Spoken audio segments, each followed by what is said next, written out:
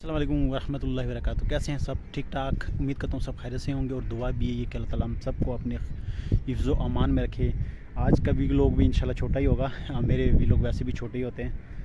اس میں بتاؤں گا کہ جو نشہ ہے نا، نشہ انسان کی زندگی کو تباہ و برباد کر دیتی ہے، نسلوں کو اجاڑ کے رکھ دیتی ہے، گھروں کو تباہ و برباد کر دیتی ہے.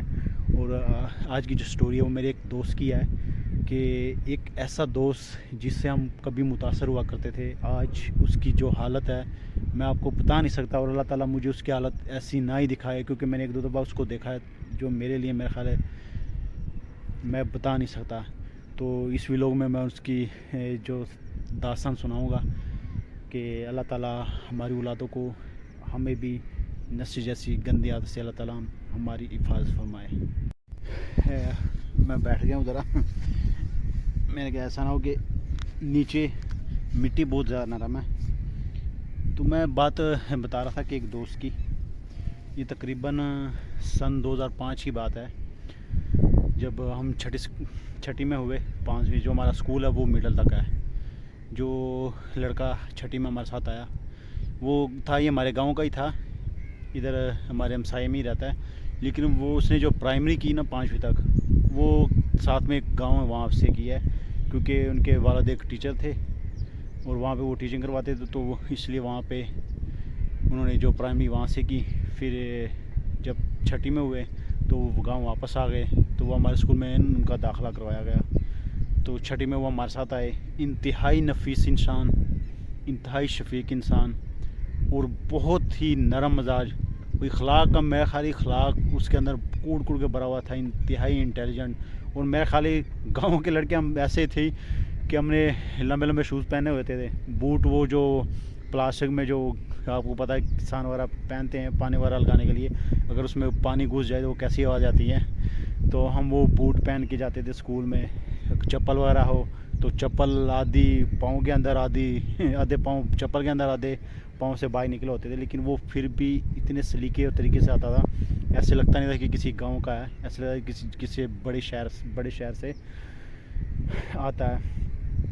انٹیلیجنٹ بھی، صاف ستھرا بھی، اور اخلاق بھی اس کے کمال کے تھے. چھٹی میں ہمارے ساتھ پڑھا، 7ویں میں ہمارے ساتھ پڑھا، 8ویں میں ہمارے ساتھ پڑھا. 8ویں کے بعد پھر کچھ لڑکے ہمارے ساتھ جو تھے دوست، کچھ چھوڑ گئے، کوئی فیکٹری چلا گئے، کوئی کسی نے اپنے باپ کے ساتھ کھیتی باڑی میں ہاتھ بٹانا شروع کر دیا.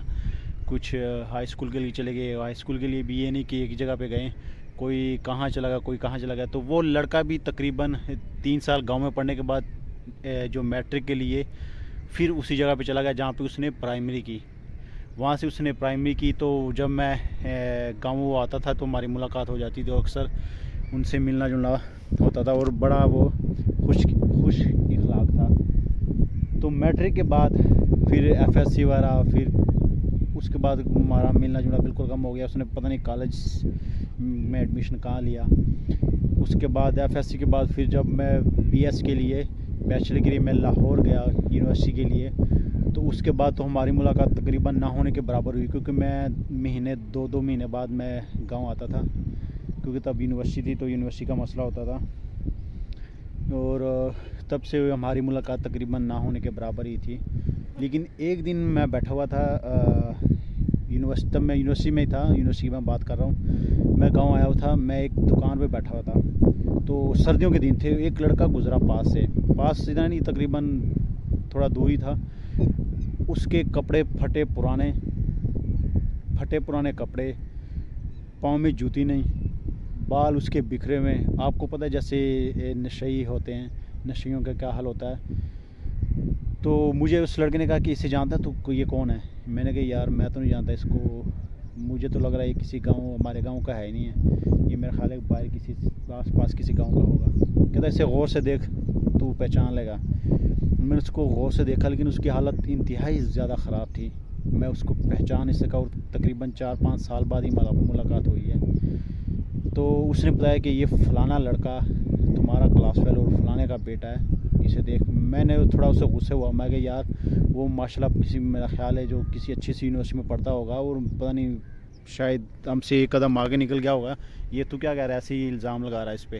کہتا نہیں یار آپ تو جس سے مرضی پوچھ. ساتھ دوسرا لڑکا بیٹھا ہوا تھا، اس نے بھی کہا کہ یار نا یہ صحیح کہہ رہا ہے، یہ وہی لڑکا ہے جو آپ لوگوں کا کلاس فیلو تھا اور فلانے کا بیٹا تھا. یار میں نے قسم خدا کہ اس وقت میرے آنکھوں کے سامنے اندھیرا اتنا چھا گیا کہ یار وہ لڑکا انتہائی انٹیلیجنٹ اور انتہائی صاف ستھرا رہنے والا.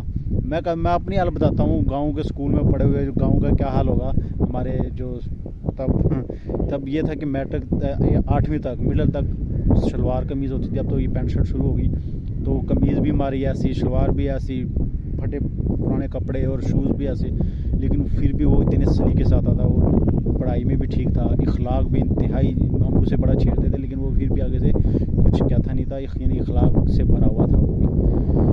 تو مجھے جب میں نے اس چیز کو سوچا، پھر دوبارہ میں نے اس کی حالت دیکھی. آپ یقین نہیں کرو گے کہ میری حالت اتنی زیادہ خراب ہو گئی کہ میری آنکھوں کے سامنے اندھیرا آ گیا کہ یار یہ وہ لڑکا آج کس حال میں ہے. لیکن اس کے بعد پھر میں نے 1-2 دفعہ اس کو پھر دیکھا، اور ایک دفعہ میں نے اس کو دیکھا بازار میں وہ کہیں جو کھانا والا رکھ دیتے یا پھینک دیتے وہ کھا رہا تھا. یار اس کے بعد تو میری حالت اور زیادہ خراب ہو گئی. اور جب میں اس کے بارے میں جب بھی سوچتا تھا تو میری طبیعت ویسی بگڑ جاتی کہ یار ہمارا دوست ہمارے ساتھ پڑھتا رہا ہے، انتہائی انٹیلیجنٹ، صاف ستھرا، گھر بار بھی ان کا صحیح، اور یہ کس حال میں پہنچ گیا. اور اس کے بعد یہ تقریباً 2 مہینے پہلے کی بات ہے. تب بھی میری اس کو میں نے دیکھا نہیں اور اب نظر بھی نہیں آتا. تو میں نے کہا یار میں نے کسی سنا کہ اللہ نہ کرے، اللہ تعالیٰ ان کو لمبی عمر دے، کہ ان کی ڈیتھ ہو گئی ہے. میری حالت اور زیادہ خراب ہو گئی. پھر میں نے کہا نہیں یار ایسا تو نہیں ہو سکتا، وہ میرے خیال ہے کہیں گھر میں رکھا ہوگا انہوں نے، یا کہیں باہر کہیں گھوم رہا ہوگا، یا کہیں اور چلا گیا ہوگا. آپ کو پتہ ہے ایسے لوگوں کا کہیں بھی پہنچ جاتے ہیں. تو میں نے پھر ایک دن یہ ہوا کہ میں پارک میں بیٹھا ہوا تھا، ان کے محلے کا لڑکا وہ مجھے ملا. میں نے پھر ان سے پوچھا کہ یار یہ فلانا بندہ اس کا کیا حال ہے. میں نے تو اسے یہ نہیں پوچھا کہ میں نے یہ چیز سنی ہے، میں نے اس سے پوچھا کیا حال ہے اس کا، کہاں پہ. تو اس نے بتایا کہ یار وہ گھر ہی رہتا ہے، گھر میں انہوں نے باندھ کے رکھا ہوا ہے، لیکن کچھ ٹائم سے وہ نکلا ہوا ہے. گھر والوں نے تنگ ہو گئے ان سے، گھر والوں نے باہر نکالا ہوا ہے. اور وہ باہر گھر کے پاس جھاڑیاں ہیں، وہ رات کو وہاں سوتا ہے. اور ٹھنڈ میں، سردی، گرمی، بارش وہ وہیں ہوتا ہے.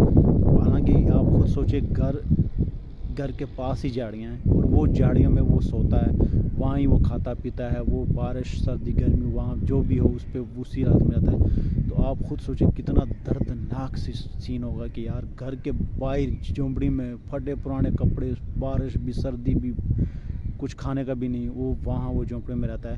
لیکن اللہ تعالیٰ اس حالت میں مجھے اس کو نہ ہی دکھائے، کیونکہ اگر اس حالت میں اس کو دیکھوں گا تو میری طبیعت شاید میں تو نہیں دیکھ پاؤں گا.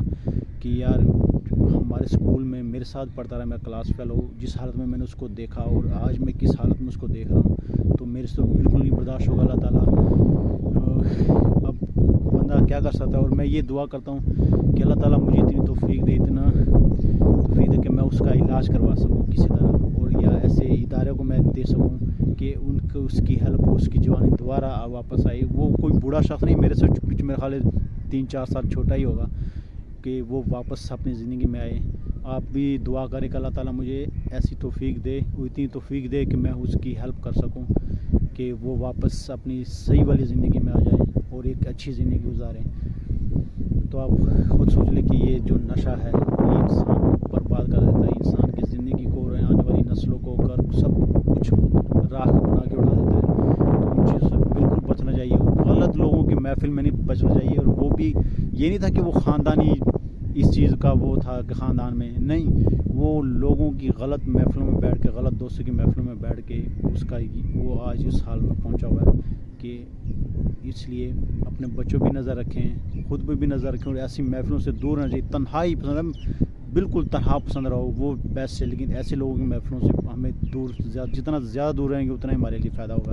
اللہ تعالیٰ ہم سب کو سمجھنے کی توفیق دے، اور اللہ تعالیٰ ہمارے گناہوں کو بھی معاف فرمائے. اللہ تعالیٰ ان کو بھی صحت عطا فرمائے جو اس حالت میں ہیں. اللہ تعالیٰ ان کی مدد فرمائے. اپنی ویڈیو کا اختتام ادھر کرتے ہیں. انشاءاللہ ملتے ہیں نیکسٹ ویڈیو میں. تب تک دیجیے اجازت. اللہ حافظ.